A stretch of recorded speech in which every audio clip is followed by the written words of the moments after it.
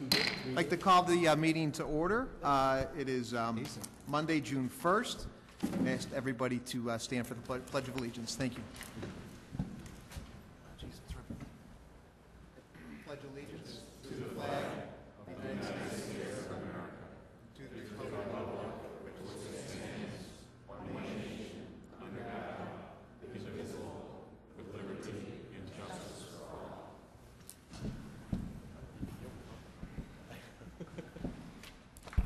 And in order to make this meeting official, we need to have a quorum. I'd ask Clerk Spencer to call the roll, please. Gutenkopf. Here. Pezza. Here. Shea. Here. Leader. Here. Rose. Here. Bram. Here. Hipskin. Here. York. Here. Nybo. Here. Healy. Here. Morley. Here. Kennedy. Here. Mulliner. Here. Wagner. Here. 14 present, 0 absent. 14 present, 0 absent. We now have a quorum. We go to item 3, which is the public hearing, First Amendment to Annexation Agreement, Prospect Avenue property owners. I will now open the public hearing for the first annexation agreement, Prospect Avenue property owners. I ask Clerk Spencer to read from the notice of the public hearing. The public hearing shall be for the purpose of considering an amendment to the annexation agreement entitled Annexation Agreement, Prospect Avenue Property Owners, originally approved by ordinance number 0-12-2008. Anyone wishing to speak, please state your name and address, and remember that there is a 3-minute time limit for all speakers. Anybody at this time would like to speak on this?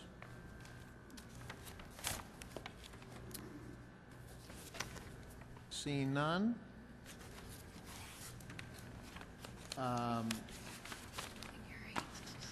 Anyone? Okay, we'll close the public hearing. Put the gavel. And let's see here. Do we ask for a vote on that then, Patty, or no? No. Okay. So then go to the additional public hearing. Yep. Okay. Then we go to the next public hearing, annexation agreement, Hoekstra, Mendel, Haller Properties, South Prospect Avenue. I will now open the public hearing for the annexation agreement for the Hoekstra, Mendel, and Haller Properties, South Prospect Avenue. I ask again Clerk Spencer to read from the notice of the public hearing. The public hearing shall, I can't even read my writing, for the purpose of considering and hearing testimony to an ordinance authorizing the execution of an annexation agreement in regard to the annexation to the city of Elmhurst, Illinois, of the following legal described parcels of real estate. Anyone wishing to speak again on this, please state your name and address. Remember that there are 3 minutes for speakers to speak. Anybody at this time that would like to speak on this annexation agreement? All right. Seeing none, we'll now go to item number 5. Oh, gotta close Excuse me, it. pardon me? We'll go ahead and close the public hearing on that particular issue. We'll now go to item number 5, which is a recognition for School District 205, the Skills USA team. We have a unique situation with the department head here tonight, Mr. Ken Ross, who would like to have maybe come up at the podium and recognize some of, right up here, Ken, and recognize the, we have got some state champion York High School students, and Ken Ross does a great job over at York preparing these kids vocationally, and we've got, I believe, a couple state champs and some state placeholders. Right. Is this on? Yeah, there you go. Okay, great. Thank you very much for those kind words, Mayor. I brought some notes with me tonight because even teachers have lesson plans, and and I never want to forget anything when I have the opportunity to praise our students. We have the Skills USA, and we also have an IDEA winner with us tonight who's in our department. And I asked the mayor if it was okay if he could come along, so thank you for allowing us to add him to the docket tonight. I'd like to thank Mayor DeCiani and other city aldermen for taking the time to honor our career and technical education state student winners. The first students that we're going to recognize tonight are part of the Skills USA organization at York. The Skills USA program at York is a state and national student organization that promotes subject matter, career excellence, community service, and hands-on skills competition at both the state and national levels. Currently at York, our students participate in Skills USA in automotive tech, drafting CAD, cabinet making, graphic arts, screen print technology, and for the first time this year, principles of physics technology. One thing that I wanted to add that wasn't in my notes, I've been with Elmhurst School District 205 for the past 15 years, and I will tell you unequivocally that we have one of the best school districts in the state. Our students at York High School have the best opportunity to experience whatever they want in their high school experience. It's not just the reading and the math and the science, but it also gives our chance an opportunity to really expand their horizons and get a feel for what they might be successful for. So we have a really, really nice situation over at York High School, and we have a lot of support from the community, and I want to thank you for that. This past February, our students had to take a written test, which was also taken by every other student in the state of Illinois. So our students, this wasn't a regional thing, this was a state competition where our students had to go up against every other student in the state that was in that competition. And once they passed the test at a certain level, they're invited to go downstate to Springfield in April and compete in the hands-on competition. Most of these competitions require a 4 to 6 hour rigorous hands-on application of the skills that they've learned, which is a real important part. In total, 16 students qualified this year to go downstate from York High School. And at this time, I'd like to recognize our 4 state winners. First up, we have Joe Roberto come up, and Jim Harvey, Mike Navarro, and Amanda Smith.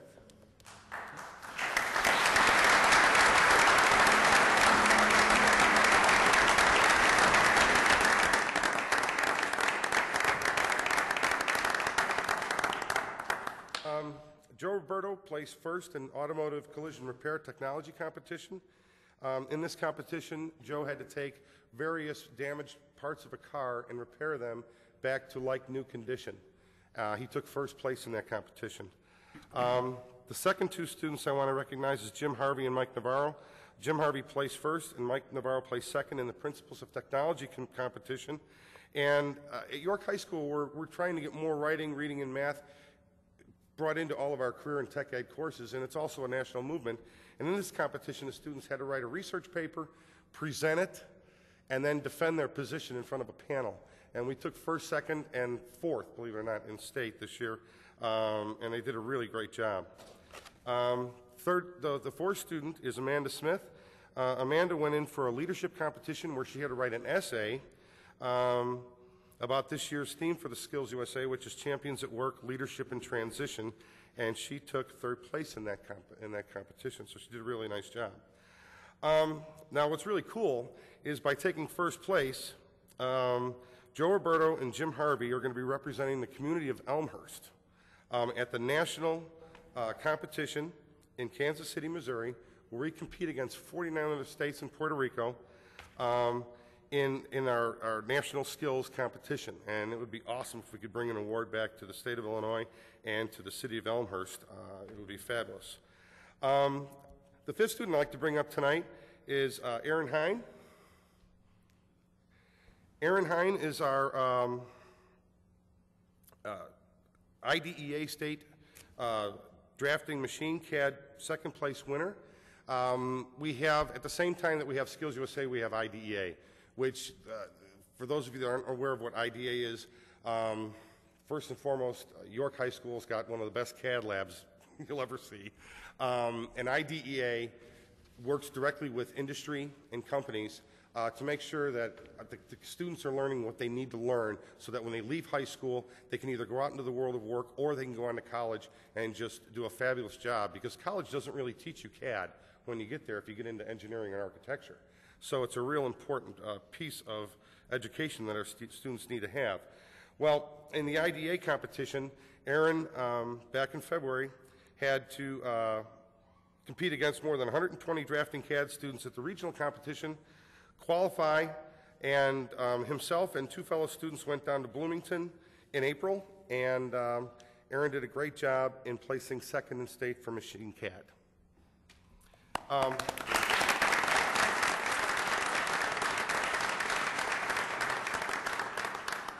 And in conclusion, I just want to say that Elmhurst has got some of the most fabulous students in the world that I've ever worked with. And these hardworking, skilled young people, along with the students who did not place in the top 3 at the state level, represented York High School, Elmhurst, very well, and we are all very, very proud of them. And so congratulations on behalf of myself, York High School, and the community for these winners, and thank you again for all your support.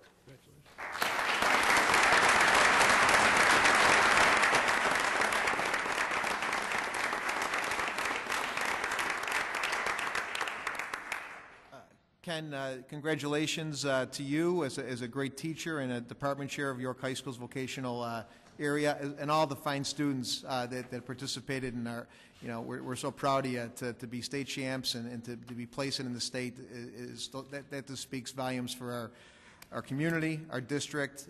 We're a community that supports education, and this is proof in the pudding as to why our hard work where it pays off, and we're so proud of you. So we also had another over the weekend, and it's not on the agenda because we're going to probably have them out probably in another at our next meeting. But the York State the track team took state on Saturday, 4th time ever in the history of our York.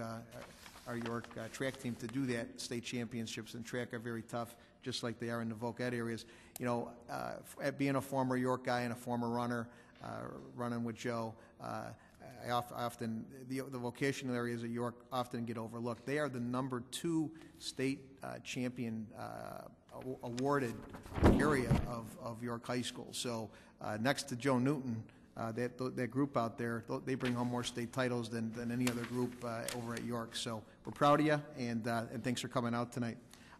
Next on the agenda is recognition for upcoming Relay for Life. I see Ann Sullivan out in the audience. Ann, would you like to say a few words real quick?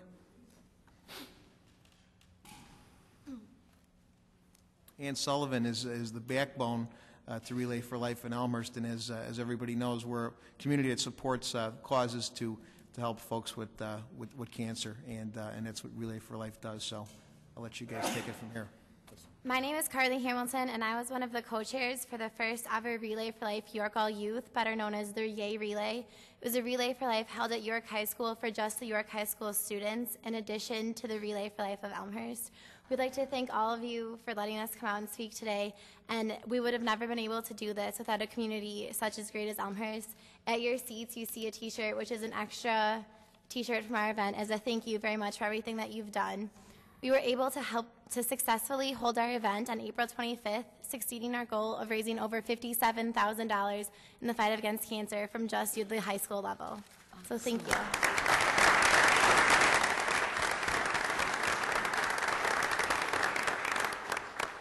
Thank you, Carly, in more ways than one. As Mayor DeCiani said, I am Ann Sullivan. I'm a community volunteer working on behalf of the American Cancer Society, and this is Ginger Wade. She, too, is a community volunteer.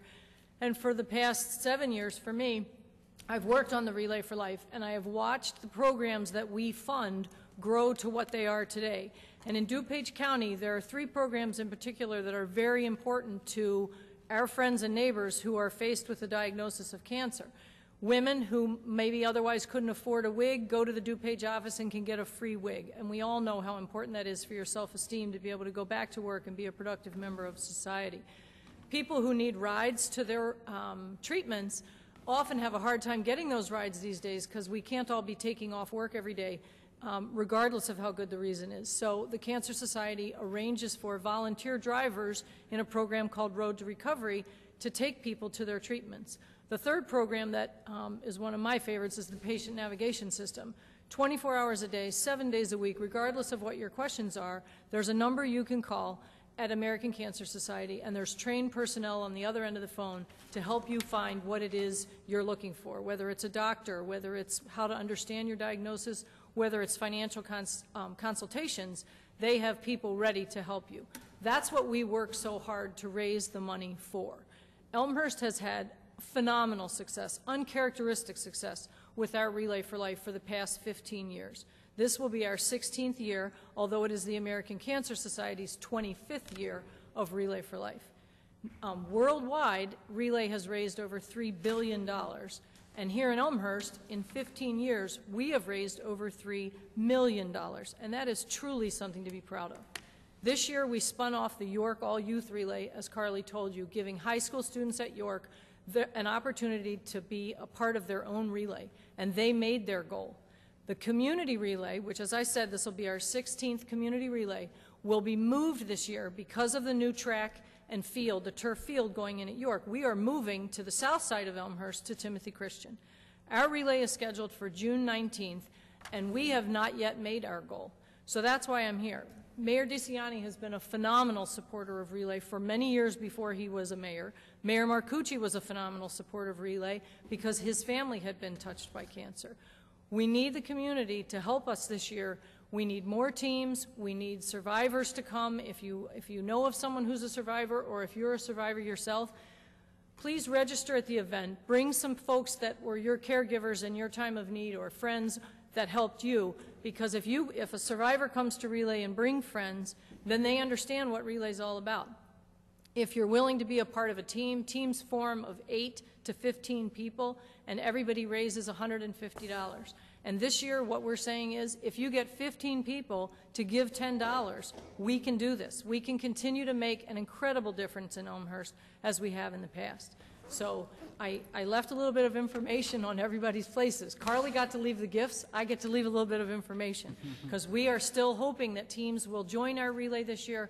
Come down to Timothy Christian on Friday night, June 19th, for an overnight celebration of the survivors that we have here in Elmhurst. We can remember those that we have lost to the disease and remember the caregivers that have helped them. And lastly, we're going to fight back. And your way to fight back is to be a corporate sponsor, be a teammate, or just bring your family out for hot dogs and hamburgers that night, because every dime spent at Relay goes to the fight against cancer. So thank you to Elmhurst for the support you've given us in the past, and we have our fingers crossed for continued support. Remember, Friday night, June 19th, Timothy Christian. Thank you very much. Thank you.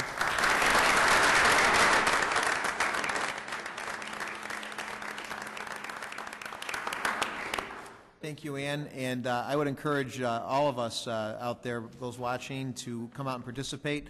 And I even challenge the council to maybe put a city team together to raise some money for a great cause. So if anybody feels like walking on the 19th, I'll be out there in force, and I'd love to see our alderman and our clerk and our treasurer out there, if at all possible. Even our city manager, get the city attorney out there too. Why not?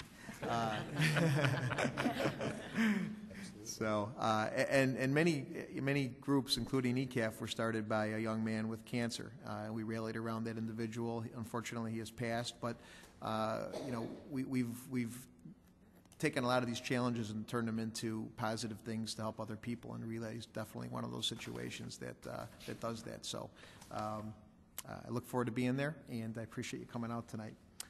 Okay, and the next on the agenda are any written communications, any petitions anybody would like to file, or written communications, if there are, if you could see Clerk Spencer with those.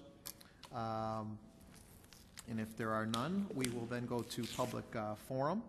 And that's where anybody out there can speak about any city issue. If anybody out there would like to speak at this time. Darlene, go ahead.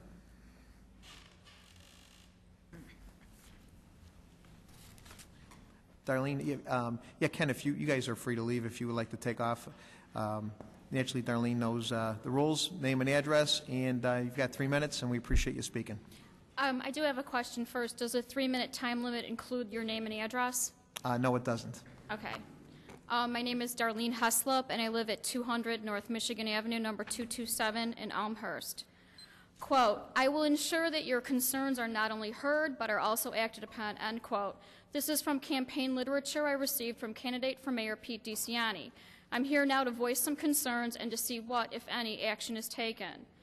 Quote, Elmhurst needs leadership that will represent the people, end quote.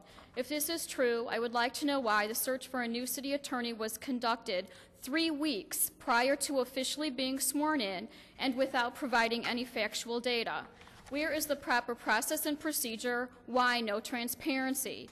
Proper procedure would have involved a review of the work done by Mr. Kubisa and later open solicitation of other firms interested in doing business with our city. A thorough comparison could then be completed and documented. However, it appears as if there was backroom politicking, which was done in haste as the votes were obviously lobbied for prior to the first ever meeting of a brand new mayor and council.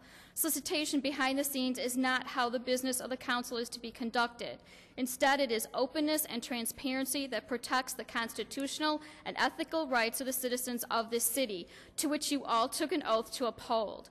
A true leader does not push an opinion or viewpoint, but instead provides guidance to draw conclusions that are in the best interests of the citizens. If representation of, quote, unquote, the people is the priority, why are there 4 men, all younger than 45, who drive cars that are worth more than what I make in a year, chairman of the committees? Does this best represent, quote, unquote, the people? Why this elitism? It is difficult to imagine the 2 that have been in office all of about 5 weeks would be in any position to effectively lead committees that they had no idea what was done or needed to be done or how it could get done. Being a leader is something that is shown over time, not a declaration, nor a title that is bestowed.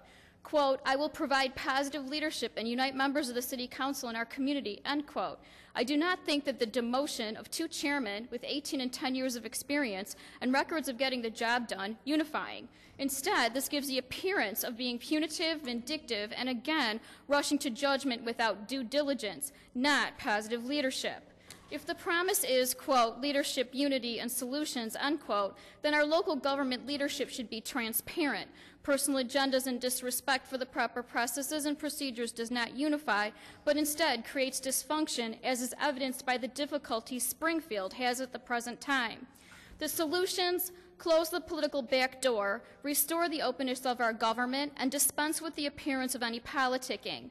There is a difference between a politician and a public servant. The first serves with a sense of entitlement, the second, entrustment. Thank you. Thank you, Ms. Heslop. Is there anyone else that would like to speak for public comment? All right. Seeing none, we'll then go to the consent agenda. I need a motion and a second to accept the contents of the consent agenda in its entirety. Alderman Nybo, Alderman Hipskin. And we'll need that would be a voice vote on that, Patty? That's right. Ask them if there's any. Are there any items you would like to remove from the consent agenda? Alderman Shea. Yes, item D and item E. Item D The next one. and item B. Oh, the next. We approved it last time. Okay. Anybody else? Alderman York? Item C. Item C. Okay. Anyone else? Alderman Gutenkopf? Item G. Item G. Okay. Alderman Morley? Item J. Item J. Anyone else? We're good? Okay. Okay, minus items B, C, D, G, and J. E, I'm sorry. Oops, Mr. Mayor, E as well. E? Okay. What do you have? C, D, C, D, E. I'm sorry. I have B, C, D, E. No, C, D. C, D, E. C, D, E, G, and C, D, J. E? Okay. Okay. Minus items C, D, E, G, and J. No B. I would like to have a motion to approve the consent agenda, minus those items. Alderman Hipskin? Point of order. Oh, We need to accept the revised consent agenda, and then we can approve it. okay. We didn't vote on the accepting minus the items. That's what. That's all. Pardon me? So Alderman Nybo, Alderman Hipskin on the first and second. We're voting on the items that were left in the consent agenda. And are we going to do it by roll call or by voice? Voice. By voice vote. All in favor? Aye. Anybody opposed? Okay. Now, going to items, let's see here. item C, D, E, G, and J. No, we're not done yet. We're not done yet. We're not. Yeah, this. That was just to amend.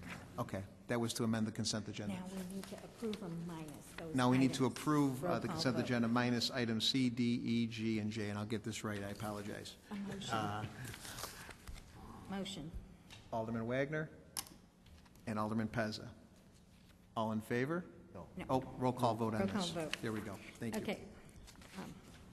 Did you list the items that we minus? Could you do that Yes, again? we are Get 'em. voting on this minus items C, D, E, G, and J.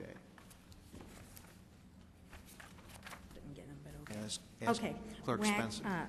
Wagner. Where's Wagner? Aye. Shay. Aye. Pezza, I'm sorry. Pezza. Aye. Okay. Gutenkopf. Aye. Shay. Aye. Leader. Aye. Rose. Aye. Bram. Aye. Hipskin. Aye. York. Aye. Nybo. Healy. Aye. Morley. Aye. Kennedy. Aye. Mulliner. Aye. 14 ayes, 0 nays. Okay, 14 ayes, 0 nays. The consent carries. agenda carries unanimously with the exception of the items that we had pulled. And now I need to, on the items that were pulled, we'll take those in order. Item C was Alderman York, I believe. Right. Okay. Thank you, Mayor. Sure. Wait. I guess, Oh, I'm sorry. Yeah. I'll need to get a motion on item C. Alderman York, would you like to make the motion? I need a second. Are we doing that right, correct? Get it on. Pardon me? Okay. Public Works, Alderman Kennedy. I'm sorry, excuse me. I'll make a motion to put that to committee. Okay. Second. Alderman Brown. And discussion. We discuss on that? I don't know who put yeah, Alderman York. thank you. I guess in light of the tough economy, we only got one bid on this project, and I just, and more than anything else, I'm concerned that we have an understanding as a council as to what this project might be worth, an approximate value. Since there is only one bid here, we just want to make sure that it's not a $10,000 job that somebody's bid 15 for, or vice versa, I guess. So that's the only reason I pulled this item for review. So. Just Alderman what Kennedy. looking at this, yeah, granted, there was only one bid. What I would think we'll do in committee is look at what we've spent on these types of projects, in the past, and just look at the percentage change versus what these things would normally cost and make the appropriate decision from there. Very good. Perfect. Okay. Very good. Now, we vote on this particular item individually, correct? Okay. So we have a motion and a second, and I'd ask any other discussion on this particular item, item C. Okay. I'd ask the clerk to call the roll, please. Kennedy. Aye. Graham. Aye. Gutenkopf. Aye. Pezza. Aye. Shay. Aye. Leader. Aye. Rose. Aye. Hipskin. Aye. York. Aye. Nybo. Healy. Aye. Morley. Aye. Mulliner. Aye. Wagner. Aye. 14 ayes, 0 nays. 14 ayes, 0 nays. The motion does carry. Moving on to item D, under 9D, bids 2009 for contract paving program. It was under Public Works as well. Alderman Kennedy. Read the rec- Oh, I'm sorry. I'd ask the clerk to read the recommendation. and then- Okay. It is therefore the recommendation of the Public Works and Building Committee that the low bid in the amount of $1,486,504.12 from CA Cement Company for the 2009 contract paving program be accepted. Respectfully submitted, Public Works and Buildings Committee, signed by Jim Kennedy, Chairman, Michael Bram, Vice Chairman, and Chris Healy, unsigned by Pat Shea. Is that what you want? Okay. Yeah, I just was pulling it because I wanted to sign it and support it. I was out of town on a convention, and that's why I pulled it. Okay. Thanks, Alderman. So we'll have Alderman Shea sign that right away. And being I don't see that we'll have any other discussion in it. Is there any other I discussion? didn't get that motion. We need a motion. Yeah. Okay. We'll need a motion and a second. Kennedy Alderman Kennedy. I'm sorry. I was going to pull it as well, because I just want to make a quick comment. Point of order, we have to have a motion before discussing the issue. Okay. Yeah. the chair and the vice chair. Alderman Kennedy and a second. Graham. Alderman Bram. Okay. Alderman Healy, go ahead with discussion. Thank you, Mayor.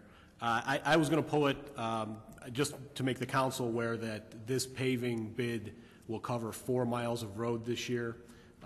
Past years, and I believe up to last year, it had been 5 miles. So the reduction is a result of the budget situation. That's the bad news. The good news is 3 of the roads that I most commonly hear about are covered in this bid. Bryan Street south of Villette, Cayuga over by Smalley Pool, and Niagara Avenue also over by Jefferson School. Those are 3 roads that are covered by this. Thank you. Thanks, Alderman Healy. Alderman Kennedy. I just want to add in there, this is really just a quote process to get the ball moving, because we're in the summer time right now. We need to get this moving right away, so this is something that went through on the fast track. There's a couple of items on here that are still up for debate, like the one-room schoolhouse parking lot. So this was an acceptance of this bid. We will talk about the merits of that project going forward as that comes in front of us. Thanks, Alderman Kennedy. Okay. Anyone else? Okay.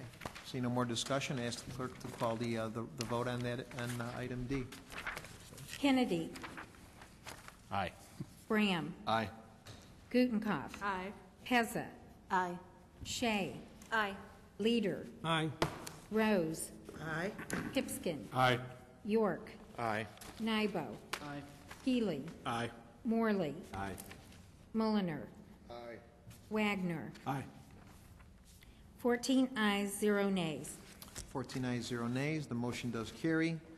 Next item is item E. I ask the clerk that's regarding the Spring Road Special Service Area. Okay. Ask Clerk Patty Spencer to read the,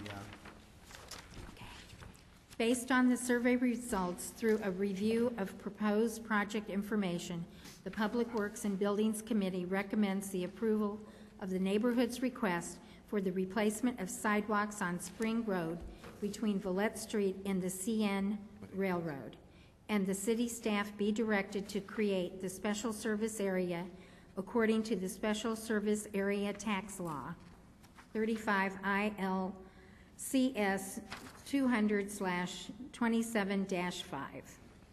Respectfully submitted, Public Works and Buildings Committee, signed by Jim Kennedy and Chris Healy, unsigned by Michael Bram, Vice Chairman, and Pat Shea.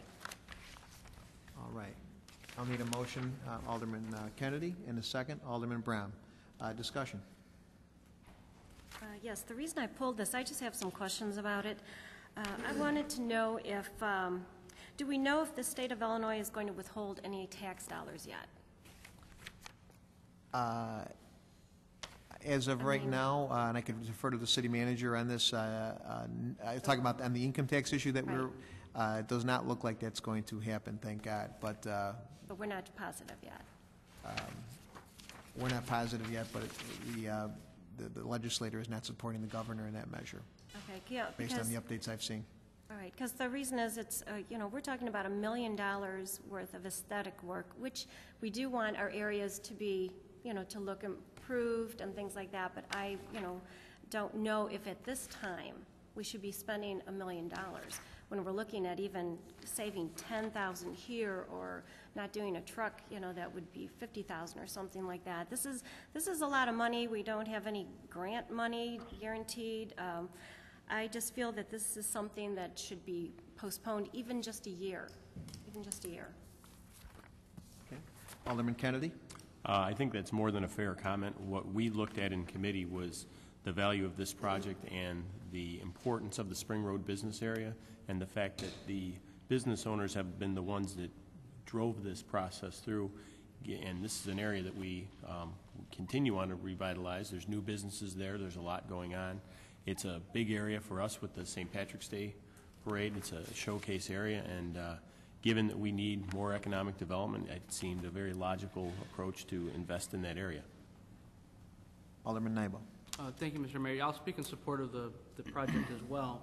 To Alderman Shea's point, this entire project has already, as I understand, been delayed 1 year. Spring Road was supposed to be gone through resurfacing last year, but because of the possibility that we could secure the support of the businesses and property owners on this larger project, we delayed that project by a year to enable this to go forward. We've worked hard to get the business owners and the property owners to support this. They're going to be contributing for a portion of the sidewalk repair. And again, I'll note that this is a capital project, so it comes out of our capital funds, separate than our operating funds. And it's also a project that, to a certain extent, we've already approved because it was in the budget that we approved back in April. Everybody knew that it was in the budget. And if there were concerns about expending the monies because of the financial situation, those are probably concerns that should have been articulated back when we did our budget review, and not now when we're going forward with the SSA creation. Alderman Shea. Well, we have approved other things also in our budget, but that doesn't mean that we have to let them go through. It depends on according of the economy, like for the trucks and the front loader and stuff like that. We held that back, even if it was in the budget before. And I'm not talking about delaying the surfacing. The surfacing is going to be done because that money's coming from the state. I'm talking about just the sidewalks, putting the sidewalks off, and the new lamp posts and the trees and things like that, which will be $1 million to the city. You know, their SSA is $100,000. Alderman Brown. Thank you. I just want to start off by saying that I'm in support of the project, but a lot of things come down to timing. And I think in a tough budget crisis, and yes, I do realize and acknowledge that this is coming out of the Capital Improvement Fund and not the general fund, but those monies are funneled, the revenues for those monies come from the same sources to a certain extent. In our discussion, we did not discuss, or there was no discussion on any safety issues for this area. I do acknowledge that it's been delayed 1 year already. We're talking $1.2 million here. The previous council during budget time spoke of and actually delayed replacing parkway trees. But now we're coming around and stating that for $1 million, we're contemplating for a business area to do streetscaping that we see in the CBD. There's nothing wrong with that in different economic times. There's a lot of unanswered questions that we have. We've been in these chambers many a times where many residents have come in saying about their flooding issues in town. That would, if it is verified that those perceptions are reality, come out of the Capital Improvement Fund. We don't know if that's going to be true or not, but I find it difficult to sit here tonight to approve something that is essentially a beautification project for $1 million+ when it can be delayed. We're not saying, or I'm not saying, that this shouldn't be done. I'm just saying that this is a nicety and not a necessity at this time. And I'd hate to be able to make a decision if there's any storm sewer issues in this city and say, well, we can only do a certain amount because we don't have the funds because we've spent it elsewhere. There's also other looming issues, being floodplain issues, being potential cuts by the state, so we wouldn't have some of the revenues that we see today. The grant money. I'd even be apt for waiting to actually make a motion on this if it is determined that we're going to receive this grant money. We have no idea at this time. Per discussion in the Public Works Committee meeting, it was stated that I think we're on the B list, not the A list for the grant money, but the B list. So we're there. There's a potential for this grant money, but we don't know if we're going to see any at all.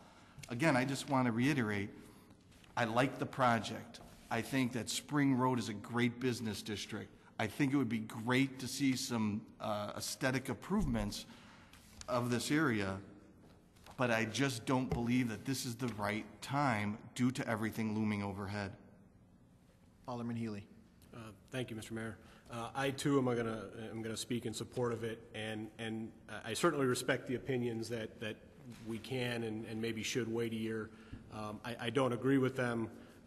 If you talk to the business owners in that area, they have felt long neglected by the city.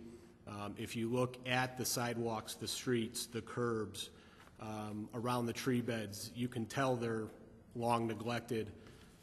The light posts in that area, according to the Director of Public Works, are the oldest in the city, or among the oldest in the city. The area is just beat up. If you walk up and down the sidewalks, now I'm not an expert, so I won't claim that there are safety issues, but there are asphalt patches for curbs. There are asphalt patches in parts of where the sidewalk is.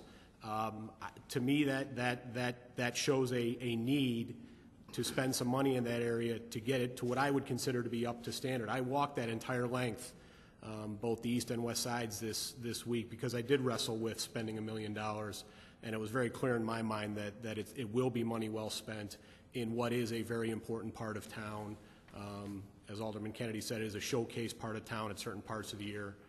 So I would urge all my fellow aldermen to support this. Thank you. Thank Alderman Nybo. Thank you, Mr. Mayor. Usually the past practice has been to allow aldermen who have not spoken on Alderman the issue Pezza. first. I'll defer. I apologize. I was not an alderman prior when this was first discussed, so I did try to do some research and get some information on this, and because I was a little torn, and the one piece that keeps resonating in my mind is I believe the Spring Road Business District if you walk up and down the streets, I mean, most of the businesses there have been there for our community 20, 30, 40, I think some of them maybe even 50 years. I don't believe they really ever come to the city and ask for too much. I support the businesses on Spring Road. I believe they always give back to the community, and I think for me that's the deciding factor is if you look at what those businesses have done for us and for our town, I would have a hard time telling them no after we've already told them yes. So that was my deciding factor on that. Thanks, Alderman. City Manager Borchert, and then I'm going to go to Alderman Gutenkopf. Yeah, thank you, Mr. Mayor. Just from a city operations perspective, would wish to emphasize, as has been stated by others, but would emphasize city staff has been working with this neighborhood for several years, actually with the special service area for this project for a couple of 3 years, but with the Spring Road Business District for 20 years, 20 plus years on various collaborations between the community and this commercial sector for the betterment of the area. The City Council has a long-standing, I think, very admirable practice of meeting property owners halfway with sidewalk improvements and sidewalk maintenance, subject certainly, and of course, to the budget. This is a capital budget. The special service area has been requested by the neighborhood to allow them to pay their half the cost of sidewalk replacement. Not necessarily a beautification, it's sidewalks, surface sidewalks. Probably the highest area of litigation, not necessarily dollar-wise, but numbers of sidewalk fall downs is one of the highest areas of litigation. By allowing all of the sidewalk to be removed and replaced, it's going to provide a much higher quality project for the neighborhood, for the community, and it is a commercial neighborhood with a lot of pedestrians. By removing all of the sidewalk, it also significantly enables a much higher productivity effort for the city's public works team and contractors to remove the under the sidewalk utilities and upgrade all of those utilities in a single fashion with a larger project. So below the sidewalk utilities will be removed and replaced and upgraded. The new street lighting system for the neighborhood. So there's a lot of efficiencies, cost efficiencies achieved through the special service area. The dollars have been provided in the capital budget. The the crunch, if you will, in the budget is on the operations side. I certainly understand that money is money, but I think we're better off as a community to maintain that discipline of segregating dollars for capital and segregating dollars for operations. The budget has been prepared anticipating this expenditure. The budget has been approved to go forward. It is true that there's one last look as contracts are authorized to be signed for the City Council. I think you're doing your appropriate overview in that regard, but would suggest and recommend that this project is worthy of a yes approval and worthy of going forward. I think there's efficiencies, there's productivities, there's an advantage to the community to go forward this year when the time is right, and further allow for the city staff to continue to leverage for grants where they are able and appropriate. Again, would recommend that this project is worthy of an approval. Thanks, City Manager Borchert. Alderman Gutenkopf. Thank you, Mr. Mayor. I'd like to point out that as I read this recommendation, it establishes a special service area. At this time, 92% of the businesses in this district are in favor of establishing this area to pay for the sidewalks. I would be concerned that if we postpone this, it would be difficult for those businesses in the future to get that kind of support. I would be hesitant to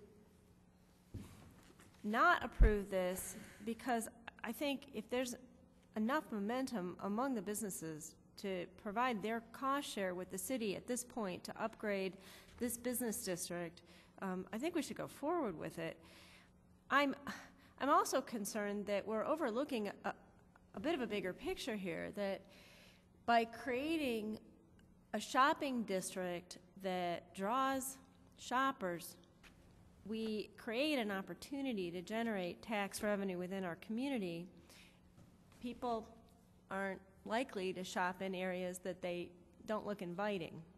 Creating an inviting shopping area is akin to creating marketing materials. In a down economy, it seems to defy logic, but conventional wisdom seems to hold that one generates new marketing materials so that you can capture the dollars that are out there.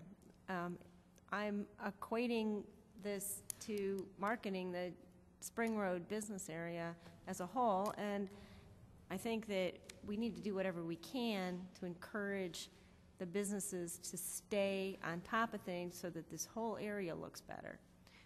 I can't help but look at the overall recommendation that allows for a special service area to be created. It mentions that there are other improvements that the city is going to do, but I don't think this particular document is telling us that we're spending this money. And I've heard several dollar figures bandied about. I know what's in the budget, but as I read this, it specifically talks about the sidewalks and the city's 50-50 cost share in the sidewalks, and I don't remember the sidewalk being $1 million city contribution to the project. So in addition to encouraging support of this, I suppose I have a question. And what's the, since I don't remember it, what exactly are we talking about in terms of dollars for the 50-50 cost share of the sidewalks in this SSA? I would defer that to the chairman, Alderman Kennedy. We'll defer to the city manager. Alderman Gutenkopf is correct. The special service area is simply for the sidewalk. The neighborhood pays for half the cost, which has been a past council policy. The city pays for the other half. The amount of that half, I would need to check. I'll get that specifically. It is in the area of $100,000 to $150,000, I believe, for the sidewalk cost. Very good. Alderman Mulliner. I think Alderman Pezza nailed this one. This is an area that's been a small business district for a long time, as long as I've lived in town, and it's been a thriving business district, and it's a gem of the city as far as I'm concerned. It's also an area where the business people have all gotten together and created their own association, and they rarely if ever. The only thing in time that I can find that I can remember them coming to the city of Elmhurst and asking for any support was for the St. Patrick's Day Parade. Other than that, they rarely come to the city and ask for any additional support. And I think this is an opportunity for us to step up and assist them in the same way that we assisted the downtown and in the same way that we've assisted car dealerships and everybody else. I think this is a perfect opportunity for us to help out and to build that economic engine. I agree.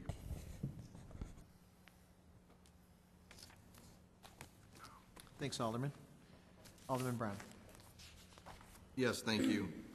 Just to add to some of the comments that were made, the asphalt patches that we spoke of for the curbs, those are temporary, just for everybody's knowledge on the council, especially the newly elected officials.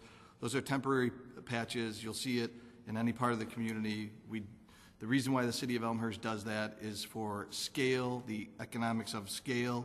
You do the temporary patch with asphalt until we have the contractor come out to replace all concrete all at once. So that is why that is done, at least to my knowledge, unless there's some exceptions that I'm not aware of. The city already telling this area yes. Well, if that did happen, and I don't know if that is the case, but really the people at this dais are the final policy and decision makers. So I think this is the opportunity moving forward to either tell the business district yes or no. So my apologies if that did occur in the past, but I don't think that would be the appropriate position to take. If the business district comes to the city for support or not, you know, I think that there's a lot of business districts, maybe not formalized business districts in town, that feel that they're neglected because everybody looks at the central business district or downtown and sees, wow, look at everything that they get. Well, in all essence, the reason why they get those items is because they're in a TIF district, because they self-impose an SSA on themselves. So therefore, they do get those additional benefits. The reason why I made comments on this issue and I was going to stay silent until it was removed is because of the fact of the budget crisis we're in. The budget is just that, a budget. It's to outline exactly where we think we should be heading. We could pass a budget one day and the economy can go downwards. The next month, you know, we might nitpick in some of those items and not actually follow through with some of the expenditures or maybe change the revenue streams that we have. So I don't want to always look at the budget, well, it's been passed in the budget, so therefore this should be a no-brainer. That shouldn't be the case. We have always a second bite at the apple anytime we actually approve something in the budget. It doesn't mean that the budget has to be pristine, because otherwise we would just do the budget and then we wouldn't have to show up for the rest of the year because those are the things that we approved. So I want to make sure that's clear, especially for those who haven't gone through the budget process, that the budget is just what we pass and what we think the paths we should take in the future.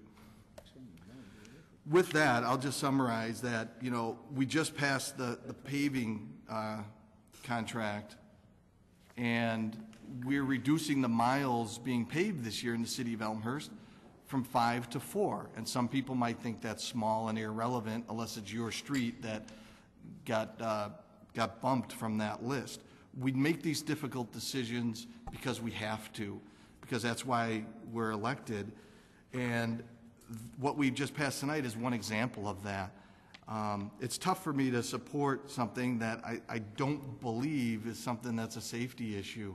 Yes, it would be nice. Yes, it would make the business district look nicer and possibly bring in more revenue. But I just don't see this as a necessity. Thank you, Alderman. Alderman Rose. Thank you. I support this. I would just like to give a little background on what a special service area is. I don't know that I believe that the Spring Road business merchants are coming and asking us for something. In essence, they're asking us for the permission for them to spend 50% of this. And that's really what we have to understand. A special service area just allows these folks to say we're willing to pay 50%. We're not asking for a free ride here. What we're asking is for the privilege of paying half of this. We would go in and repave sidewalks no matter what.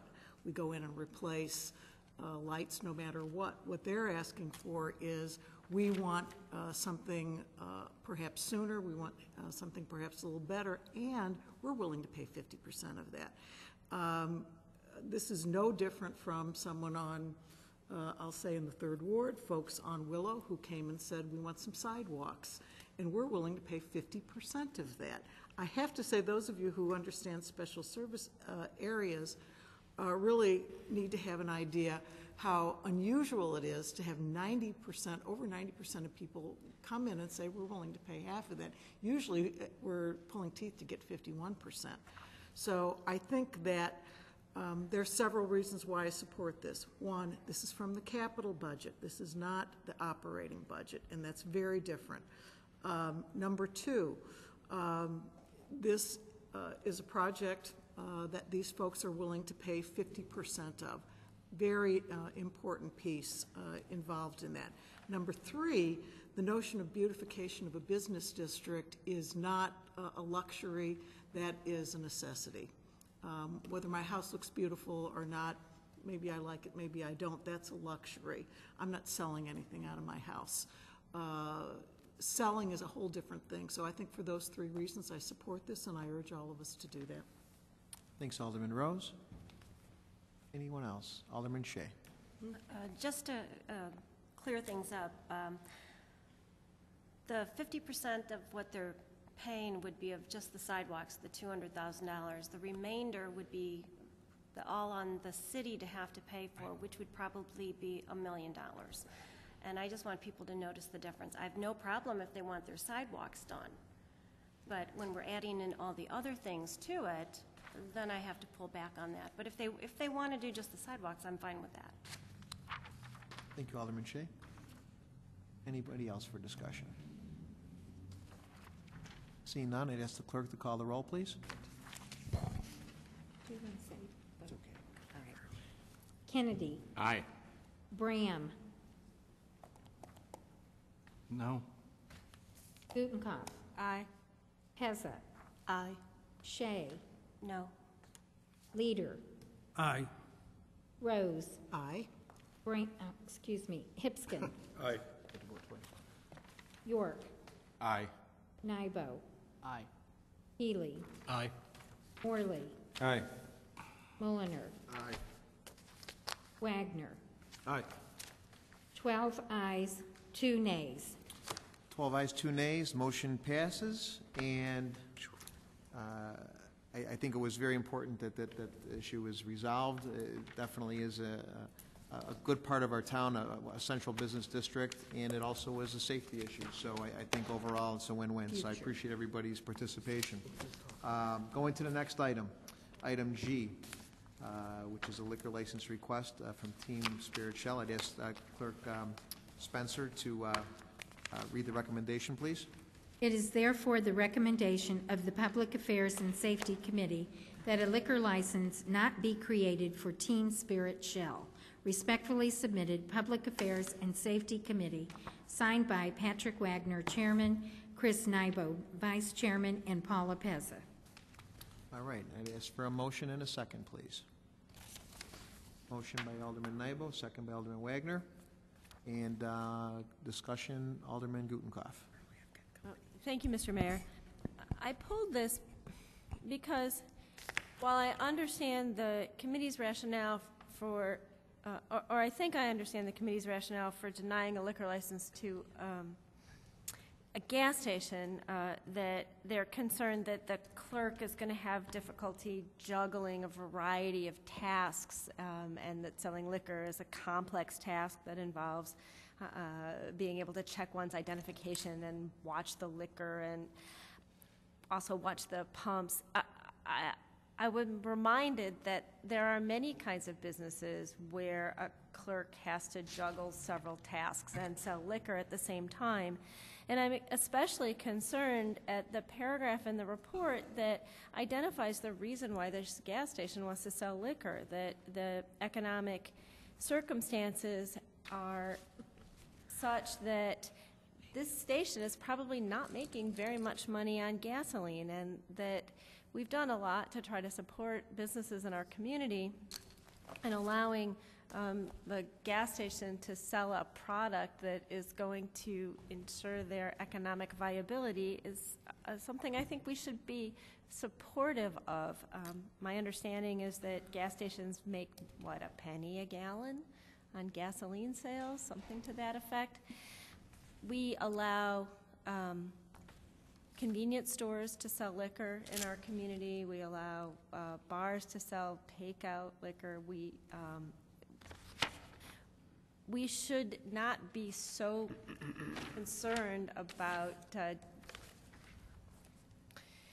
people's ability to purchase packaged liquor that we're going to deny a reasonable legal economic relief to a business. And I'm concerned that the committee is not willing to consider this kind of a license. And I can't support this without some, further, deeper argument. Thank you, Alderman Gutenkopf. Anybody else? Go to the chairperson and the vice chair. Sure. Alderman Wagner. This is an ongoing concern from the Elmhurst Police Department, and it really only pertains to gas stations.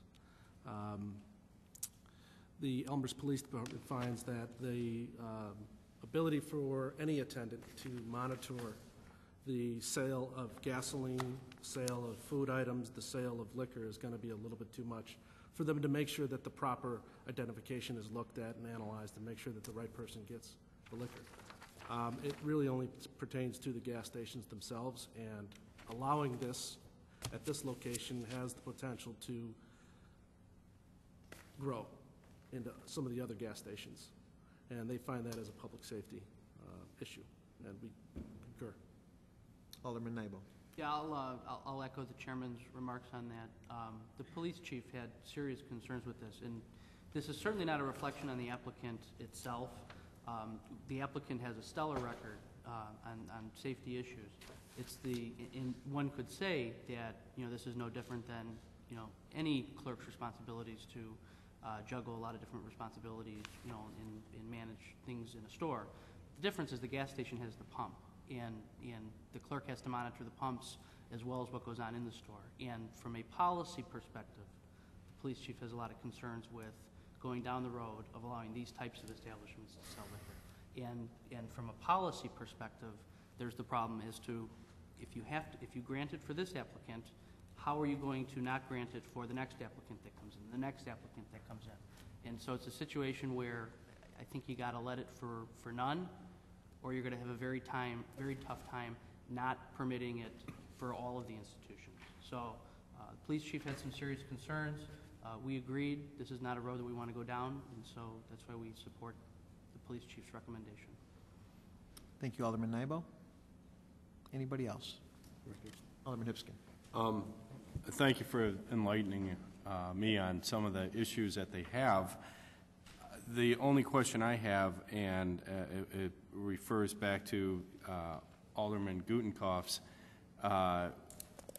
a fundamental idea of not for the particular applicant here, but overall for the entire city. Have we looked at any other alternatives? A way. I'm just thinking out loud right here, but maybe we can look at other alternatives that a gas station may have, separate attendants that only sell to that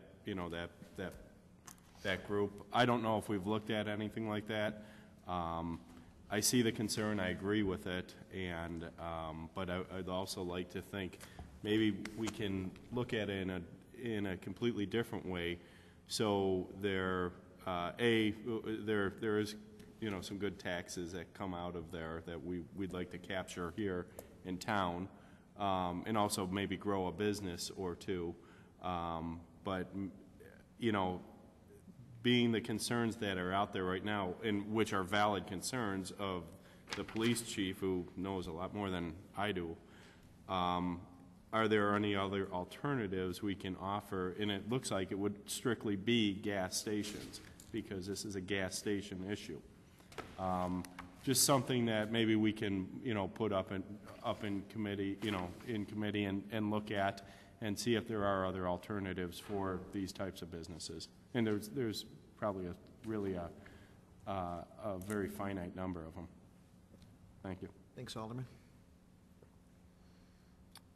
Alderman Kennedy. I would just like to add, I'm all for competition. I think it's a great thing. You got a business owner there that's trying to gather some more business and some more revenue, and I'm glad they're thinking that. But if you look in the area, there's places like Jewel's, CVS, Corner Cottage. There's a lot of places where people can buy liquor here in the city of Elmhurst in this immediate area. So I think it's really something we're talking about, a zero-sum game. If they go to it's not like people are driving from Northlake to come to this gas station to buy their liquor. It's going to be somebody that may not go to the CVS. From a taxation standpoint, we're not going to get anything out of it. Again, it's not to say that that's the only reason we might do this, but I think that's something that has to be taken into account. Thanks, Alderman. Anyone else? Alderman Gutenkopf. Yeah, well, thank you, because I'd like to respond to the committee's reasoning now that I've had a chance to hear it, because I think it's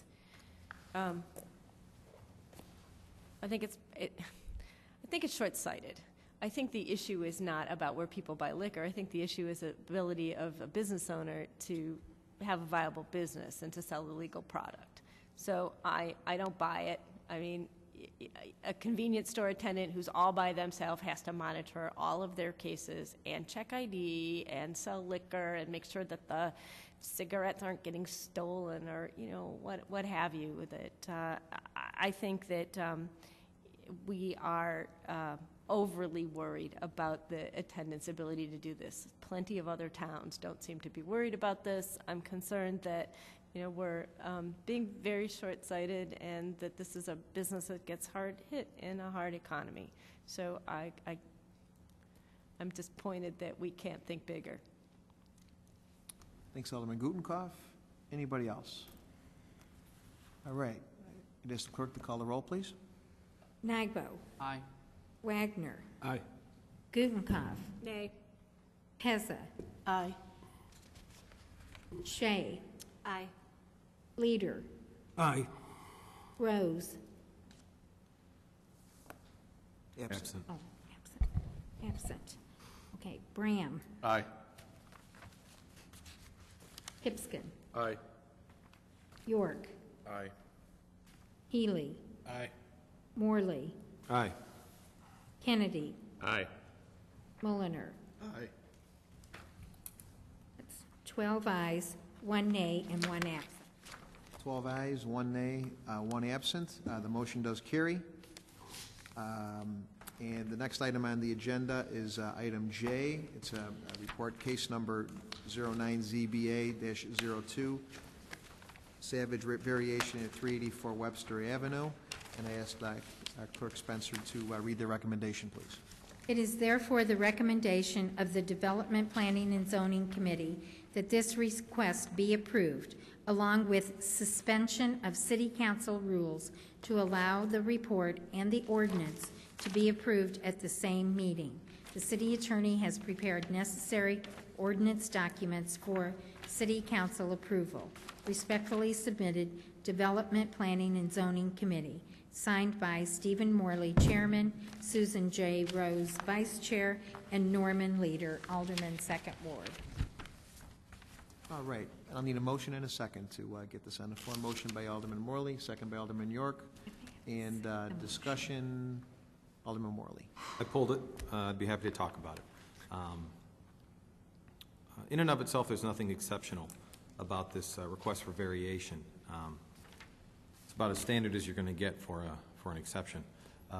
But the procedure that we had to go through was a little different, so I wanted to draw attention to that to make sure people understood why we did it and that it's more of an exception than our normal rules.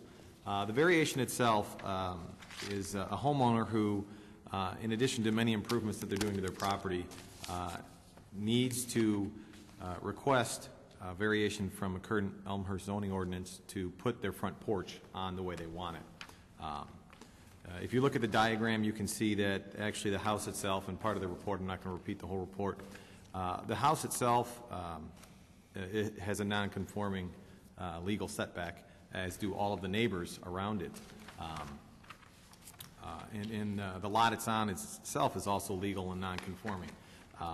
But after review with the committee, it was unanimously approved to grant this application or this request for variation.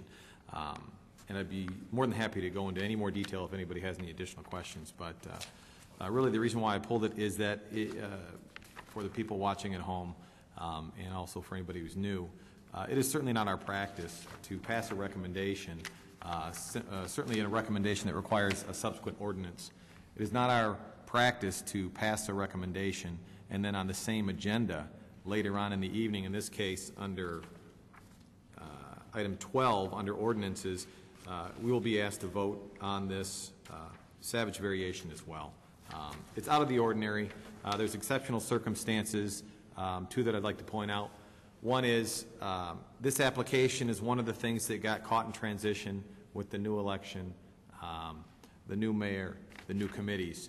So there was a little bit of a delay that was really just a matter of circumstance that certainly the applicant could not control. The other thing is that this applicant's doing what we encourage people to do. They're remodeling their house. They're beautifying the house. They're actually increasing the Elmhurst tax base. But in this case, during our committee meeting, the applicant requested that we move this forward as quickly as possible as they're currently displaced from their house. So that's the reason why you see it not only in the consent agenda, but also under the ordinances. Hopefully there will be no issues and this can go through. It's for the betterment of the home, it's for the homeowners, but it's also for the neighborhood as well. The sooner we can wrap up construction, the better it is for everybody. And thank you, City Attorney Storino, for putting this together in a quick fashion. If there's any questions, I'd be happy to answer them, but that's why it was pulled. Thank you, Alderman Morley. Anybody else for a discussion on this particular issue? All right. I was just informed by City Attorney Storino that we could do this vote by a voice vote. So having no more discussion on this particular issue, I'd ask all in favor to say aye. Aye. Aye. Anybody opposed? Motion carries unanimously. And we will go on to next item, which is committee reports. Item A, report water rate and sewer rate review. I look to Alderman Hipskin on this particular issue. Or should I need a motion in a second? Actually, why don't we have staff? Patty read the recommendation. Patty, do you want to read Patty, I'll have Patty read the recommendation, please, and I apologize. It is therefore the recommendation of the Finance, Council Affairs, and Administrative Services Committee that the City Council direct the City Attorney to prepare an amendment to the municipal code ordinances changing the water rates and the sewer rates for the City of Elmhurst, effective for usage billed on or after June 19th, 2009, as follows. I'm not going to read that. Respectfully submitted, Finance Council and Affairs Administrative Committee, signed by Stephen W. Hipskin, Chairman, Kevin L. York, Vice Chairman, Mark Mulliner, and Diane Gutenkopf. All righty, I need a motion in a second. Please. I'd like to make a motion to accept the ordinance as read. All righty, and a second by Alderman York. Thank you. And discussion.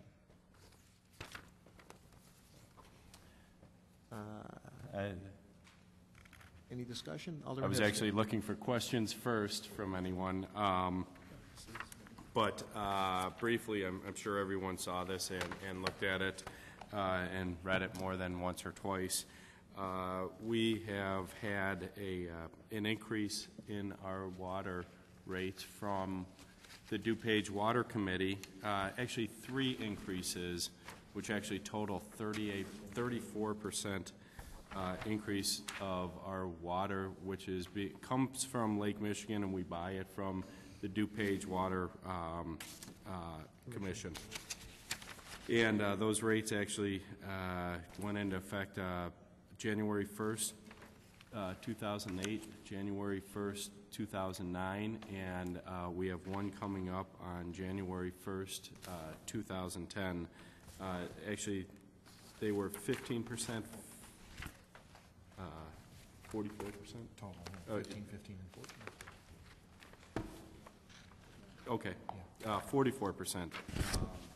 So we are incurring a large, our cost of goods is increasing. We are actually looking at putting and taking this and dividing this up amongst all the residents of Elmhurst. Both residents and businesses are going to be seeing an increase. Basically, for the average family, it will equate out to about $6.42 per month per family for both water and sewer. Now remember, this increase is coming directly from the DuPage Water Commission. It really is just, it is something that we need to pass on as a city, and it's not something that we look at lightly. If we look at our past history, we've had many years where we didn't have any increase whatsoever, but now that we have an increase in our total expenses, we need to pass that through. So, any questions?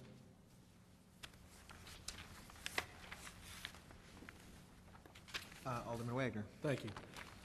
Alderman Hipskin, I noticed that sewer's on here as a price going up, and I may be showing my lack of knowledge about the wastewater treatment plants, but is that all tied into the DuPage Water Commission? Well, and this is just it's something that over time is learned. But when we increase a cost, when our cost of water is increased, our sewage is increased too. So we're seeing it on both ends. We're also looking at some very large infrastructure changes that we're looking at, an anaerobic digester, which is about a $5 million item, which has actually been planned for 10 to 12 years. It's actually now coming due, and a big capital item like that is, that's another thing. And really, what that's doing, if you take a look at the projections, you can see 08, 09, and 9, 10 on the sewer, and you can actually see where that $5 million expense comes in, and the 11, 12. So really, that is fundamentally where on the sewers we're gonna see a large fund transfer.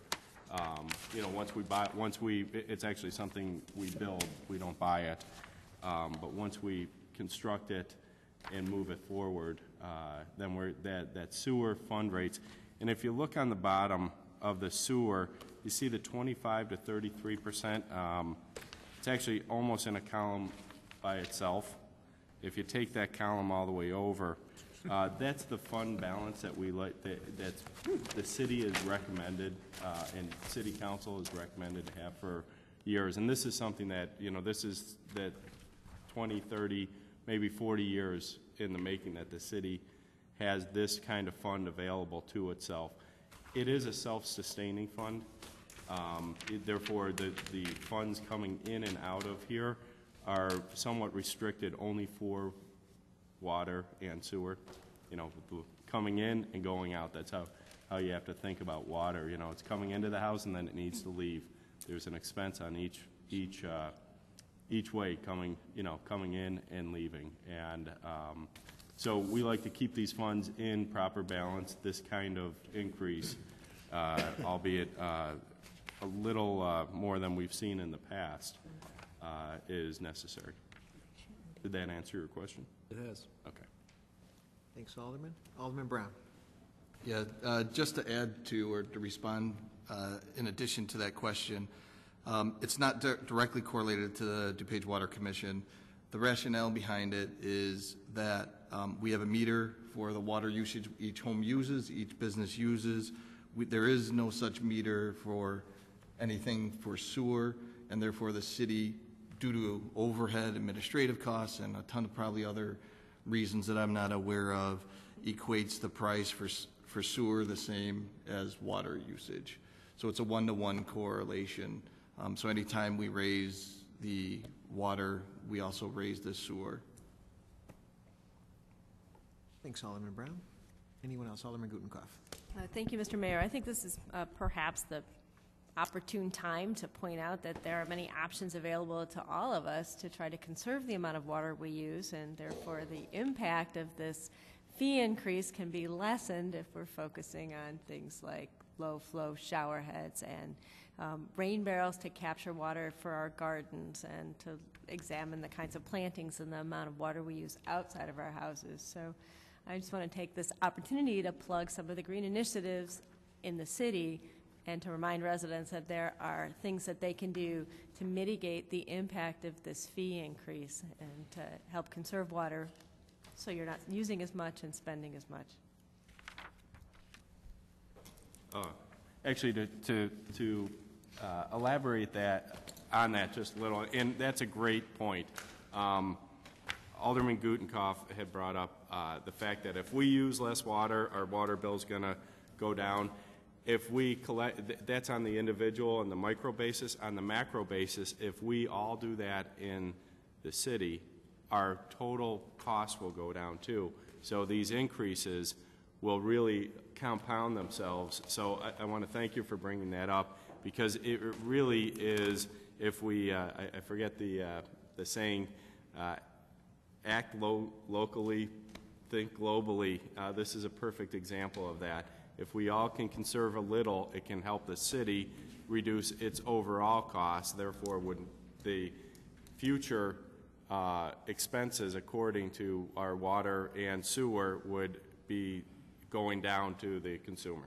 So thank you for bringing that up. Thanks, Alderman. Thanks, Alderman. Anybody else? Any other discussion? All right. Ask the clerk to call the roll, please. We can do this by voice vote as well? All right. All in favor, say aye. Aye. Anybody opposed? Please say no. All right. We have unanimous vote. Excuse me. Lipscomb? Point of order for Attorney Storino. I'm just not familiar. We did that by voice vote, and an ordinance by voice vote. It's not an ordinance, though, I don't think, Alderman, because we'll have to come back for an ordinance. This was just a report. Okay, and reports we can do on? By voice vote.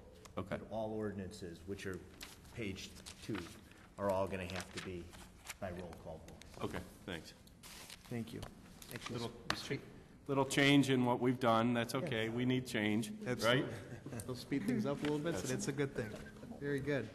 All righty. On to item 11, reports and recommendations of appointed and elected officials.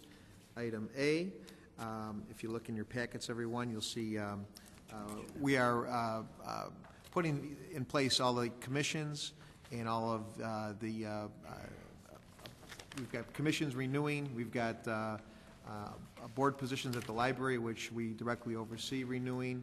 And we have some renewals, which I'm advising that we renew because they've done a great job. And then we've got some new appointments as well, too. The first item that I'd like to bring to everybody's attention is the library board.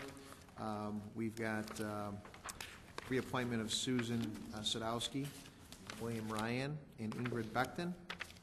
They are 3 individuals who have already served the board and have done well, and we're looking to advise for a recommendation. All of these appointments will go on the consent agenda at the next meeting, so we're not going to be voting on this tonight. They're just advisory on my part. Second are the Veterans Commissions. David Glass and Ralph Pacciano have done a great job, and they are seeking reappointment, and I think that they deserve that as well, too. And lastly, on the Police and Fire Commission, we have a resignation by Mr. Tom Cathcart, who resigned from the commission recently, and we are looking to I'm looking to advise the appointment of Mr. Philip Jordan, which again will be on the consent agenda for our next meeting. So just making everybody aware of those appointments. And let's see here. Last item on the on the agenda is the proclamation for Bike to Work Week. And one other thing about the commissions, we will be, I'm sorry, go ahead, Alderman Brown. Thank you. I just wanted to ask for a further update of the financial task force. I've had questions myself come to me, and I've referred them primarily to the city website. But if you could give any additional details, is that window still open? What is the duration of people filing applications? What's the process for that? Right. The process, the application process has been underway for several weeks now. People have been contacting us via email, contacting the mayor's and manager's office at 530-3010. The applications have been coming in quite steadily, and we appreciate that. And we're looking to have a nice group of diverse folks with a lot of financial background on that task force, which we think will be meeting toward the end of this month. I'd like to actually have that task force in place where I could actually announce it at our next scheduled meeting, so that we're all aware of who will be on that. And so if there's any last-minute folks that anybody would like to try to seek to apply, please feel free, and we will take them under consideration and try and get that group to be a nice sampling of our community. So I do appreciate anybody's input, as well as the community out there, for continuing to apply. So. And the task force will meet basically from the end of June all the way through September, and looking at our financial situation and hopefully making some recommendations as to prioritizing and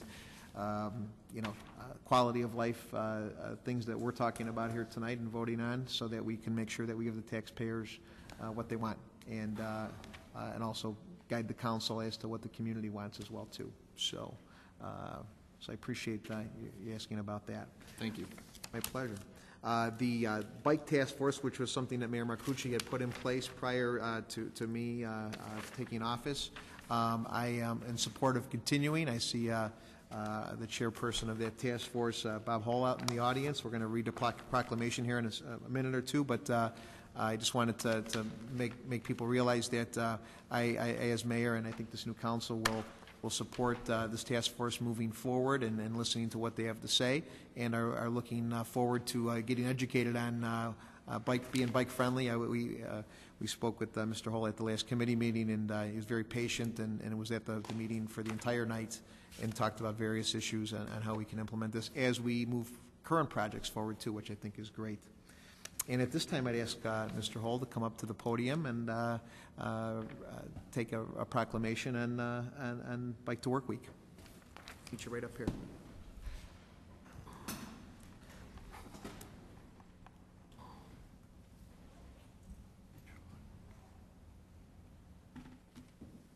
All right. All right. Whereas bicycle commuting is an effective means to improve air quality, reduce traffic congestion and noise, and to conserve energy, and whereas the City of Elmhurst has created a Bike Task Force Advisory Board to increase bike use in Elmhurst, and whereas Elmhurst has made a commitment to stop global warming by joining the Elmhurst Cool Cities Coalition, whose pledge includes reducing gasoline use by riding a bike, and whereas the education of cyclists and motorists as the proper and safe operation of and with regard to bicycles is important to ensure the safety and comfort of all users, and whereas bicycle commuting benefits both employees and employers through better employee health and fitness, reduced commuting, parking, and health care costs, lower employee absenteeism and turnover, and increased employee productivity, and whereas Bike to Work days have proven effective in converting drivers into bicyclists and educating residents about the environmental importance of biking to work regularly. And now therefore, I, Peter P. DeCiani III, Mayor of the City of Elmhurst, do hereby proclaim June 13th through June 19th, 2009 as Bike to Work Week in the City of Elmhurst and ask all residents to consider biking as an alternative to driving. Thank you. Here, Bob. Okay. Thank you. Thank you. And if we can get sure, absolutely. Want a picture? Yeah, let's do it. Back to work, but getting up the stairs is hell.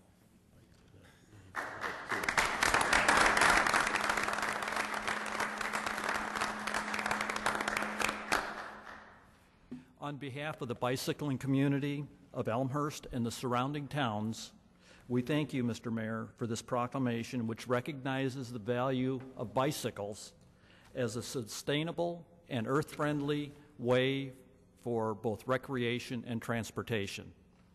Thank you.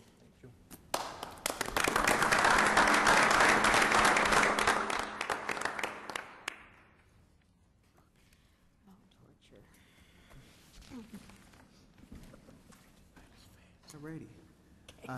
Any other new business or anything to report before I adjourn? If not, I'd like to ask, I'm sorry. Oh, second page too. I lost the second. There we go. Sorry, I forgot to flip the page over. I apologize. Let's see here. Okay, item number 12. Let me find my, bear with me.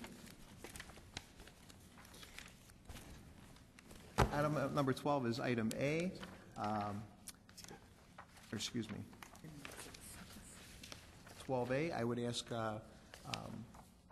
Clerk Spencer make the recommendation, please. Call the restate the recommendation. I'll read the title of the ordinance. 0-14-2009, an ordinance authorizing the execution of annexation agreement with the Martin and Joan Hoekstra Trust. What's that? Under trust dated. Under trust dated September 8th, 1999, Darius Mendel and Adriana Mendel, and Chicago Title Land Trust Company, I forget that again, April 9th, 1987, and known as Trust Number 5738, Hoekstra Mendel Haller Properties, South Prospect Avenue. And ask for a motion and a second to approve this ordinance. Motion by Alderman Hipskin, second by Alderman Mulliner. Discussion. Alderman, Mr. Senator, City Manager Borchert. Just quickly, for items 12A, B, C, and actually D, they're all connected. Past City Council actually annexed a number of properties and began working with those properties for a special service area wherein these properties are requesting the ability to finance through the City of Elmhurst for a sewer and water improvement that provides that infrastructure for this neighborhood upon its annexation. The special service area provides that they pay 100% of the sewer costs and the water costs. These four ordinances are necessary to allow for that annexation agreement to be amended to allow for the three properties that earlier didn't wish to be annexed. They now wish to be annexed. So these three will be annexed by passage of these four ordinances. The original annexation, pre-annexation agreement is amended to allow for that. That's the amendment. And then we begin the special service area process through item D, the 017-2009, which establishes the special service area. And going forward, typically your special service areas have that 60-day public hearing period. 60 days then down the road from the first ordinance is the actual consideration of the implementation of the ordinance of the special service area. The annexation agreement, within that, these property owners have already agreed to not contest the special service area precisely because they want to have the special service area. So probably in 2 weeks, the City Council will have before it the actual ordinance that then finishes the special service area and the process can go forward. That's all provided for in these four ordinances. Thank you, City Manager Borchert. Any other discussion? Alderman Nybel. Thank you, Mr. Mayor. Perhaps the city attorney can answer a question. Is there a way to combine these ordinances and vote on them all at once? If we had added them maybe to the consent agenda, but I understand why they're taken separately because A and C need a supermajority, a 2/3 majority, and we probably should record the fact that separately that we have voted such. Thank you. Thanks, Alderman Nybel, and thanks, City Attorney Storino. Any other discussion on the ordinance? On the table here. All right. Seeing none, I'd ask for a roll call vote from Clerk Spencer, please. Hipskin. Aye. Mulliner. Aye. Gutenkopf. Aye. Pezza. Aye. Shea. Aye. Leader. Aye. Rose, absent. Bram. Aye. York. Aye. Nybo. Aye. Healy. Aye. Morley. Aye. Kennedy. Aye. Wagner. Aye. 13 ayes, 0 nays, 1 absent. 13 ayes, 0 nays, 1 absent. The motion carries. And going to the next item, which is item B, it's ordinance 015-2009, an ordinance annexing certain territory to the city of Elmhurst, DuPage, and Cook Counties, Illinois. Hoekstra, Mendel, Haller, and the Haller properties. I'd ask Clerk Spencer read the recommendation, please. So I was supposed to read the title, but you did that for me, so. I'm sorry.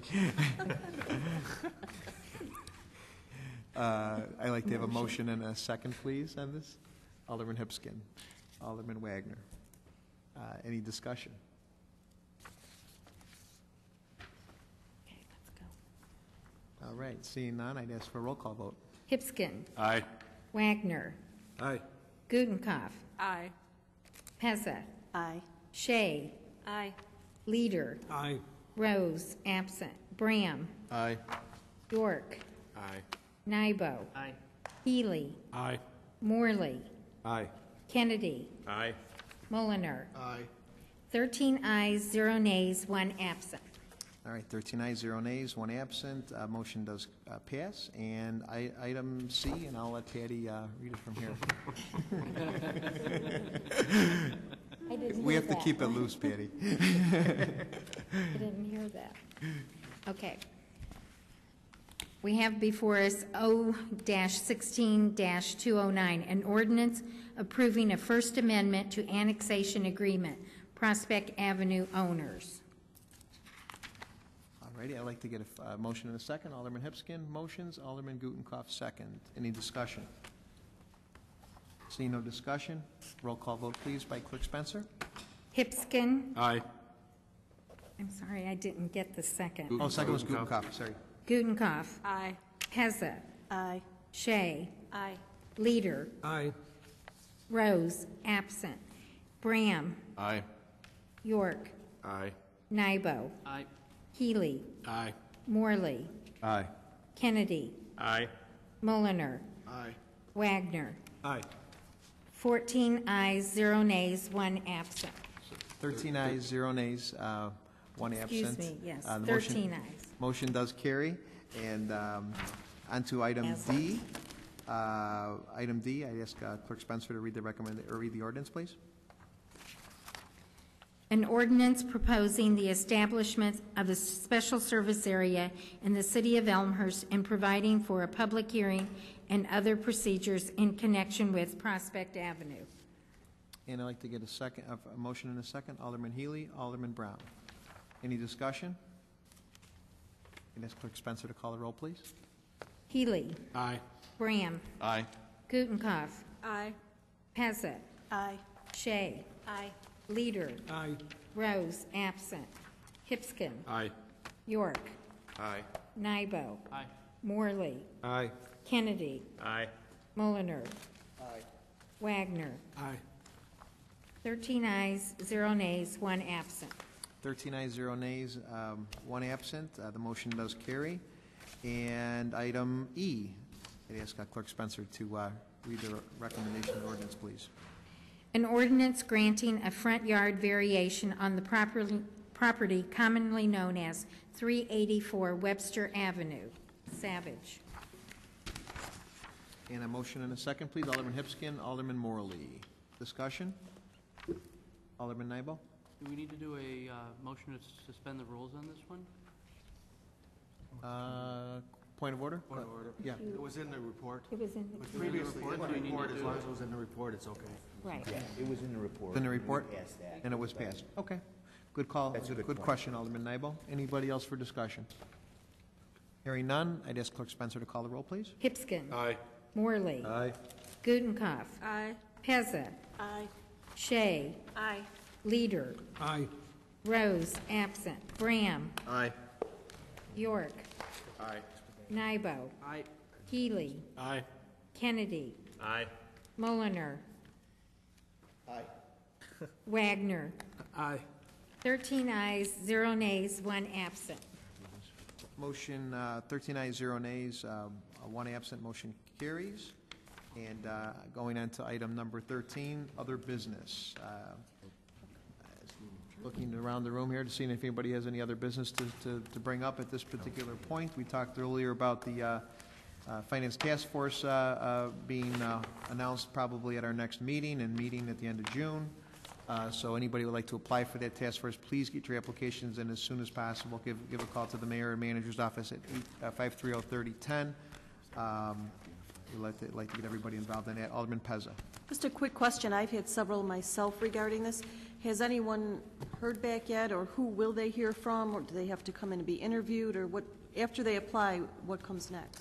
We'll be calling them to notify them if they're on the task force, and city manager Borchard and myself will be handling that. We'll be going through all the names and resumes and all that other kind of good stuff, and we'll be notifying them personally so that they know if they're on it. And we've been calling the people that won't be chosen as well too. So, but I think we'll be very communicative. Thank you, Alderman Pezza. Anybody else for new business? Alderman Mulliner? Okay, I'm going to say this is under other business, but a question I have is, going back to election night, and I'm talking about election night for the president, Barack Obama's campaign committed to pay for funding for security for the city of Chicago. He finally has reimbursed the city of Chicago. We provided police services during that time. Are we going to see any of that cash at any time? City Manager Borchard, I would have to defer that to him. I'm not sure. Not to my understanding, but I'll check. Thank you. Thank you, Alderman. Anybody else? Okay. And announcements. One thing I mentioned earlier I'd like to give credit to is York High School took first in the state in track, and I think that's an awesome deal. Also want to reiterate what we're going to have them probably come out, I think, at our next council meeting and recognize them as well. The 4th time in history that York has taken track, a state title in track, which is incredible. Won a lot of 26 state titles in cross country, but the track ones are tough. So I was really proud of the men on Saturday. I spoke at a little pep rally at York High School, and it was great to see the coaches and to see all the kids that worked their tails off to make that happen. So kudos to the kids and the families for supporting the kids and for this community for supporting great schools and programs that we have. So any other announcements? Alderman Mulliner. Just kind of as a follow-up on that, the gymnastics team took 3rd in state. Last year they took 1st in state, and I think we completely missed that last year. And badminton took 14th in state, and they all deserve a lot of credit. Absolutely. Those gymnasts, and Alderman Mulliner being a former gymnast, and both of us being York grads, I think it's important that we realize how great schools, both public and private, we have. I see a lot of IC and Fenwick guys around the room too, and visitation. So all the schools, both public and private, that we have that do great things. I think it's terrific.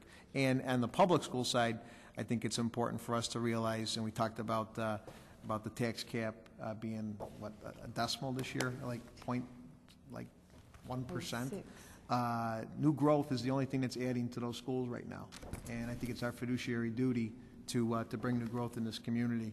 And embrace projects that come along to bring new growth so that we can plant the seeds for those kids in the future so that we can keep on watching those state champs come in the door and give them the best facilities and the best programs.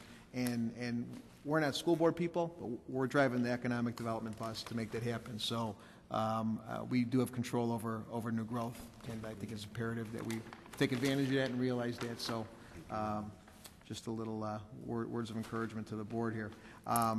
And if I don't see any other announcements, anybody else? Alderman Kennedy. Just so we give equal time to IC here. That's right.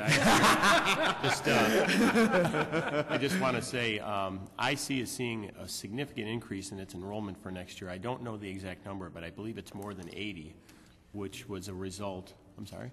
104. 104, excuse me, as a result of the closure of Driscoll Catholic in Addison. So although that's a terrible situation, for our own purposes, it's actually a great thing. So it's, I don't know what the percentage change, but that's a big change to a school like IC and gets it back to enrollment that's comparable when we were there. So it's a good thing, and glad it's happening. It's great to see the enrollment strong in all our schools, and IC's got that great reputation, and They've already had a phenomenal football program, and hopefully with the combination of those two programs coming over, I think we're going to see a force, so that's terrific. So, any other announcements? Hearing none, I'd like to ask for a motion to adjourn. Alderman Morley, Alderman Hipskin, all in favor? Aye. Anybody opposed? We're adjourned.